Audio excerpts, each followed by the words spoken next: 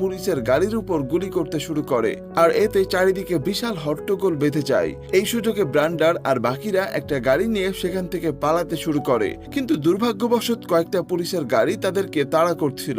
এমনকি তারা জুনিয়রদের গাড়ি লক্ষ্য করে গুলিও চালাচ্ছে।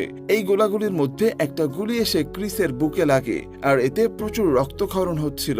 কিন্তু তারপরেও অনেক কষ্টে ব্রান্ডার গাড়ি নিয়ে পুলিশের চোখ ফাঁকি দিয়ে পালিয়ে আসতে সক্ষম হয়। কিন্তু ততক্ষণে ক্রিস বুঝতে পারছিল সে আর বাঁচবে না, তাই সে ব্রান্ডারকে অনুরোধ করে যেন তার ভাগের অংশটুকু তার মেয়ের কাছে পৌঁছে দেয়। আর কিছুক্ষণের মধ্যেই ক্রিস মারা যায়। তাদের সবার অনেক খারাপ লাগছিল, কিন্তু তাদের কাছে করার মতো কিছুই ছিল না। তাই তারা তাদের গাড়িটাকে একটা ট্রাকের মধ্যে ঢুকিয়ে সেখান থেকে পালিয়ে আসে। তারপর একটা জায়গায় এসে তারা স্যামের সাথে দেখা করে। স্যাম তাদেরকে বলে প্রমাণ ধ্বংস করার জন্য গাড়িটা পুড়িয়ে দিতে। আর তাই কোনো উপায় না পেয়ে ব্রান্ডার ক্রিসের লাশ সহ তাদের গাড়িটাকে আগুন লাগিয়ে পাহাড়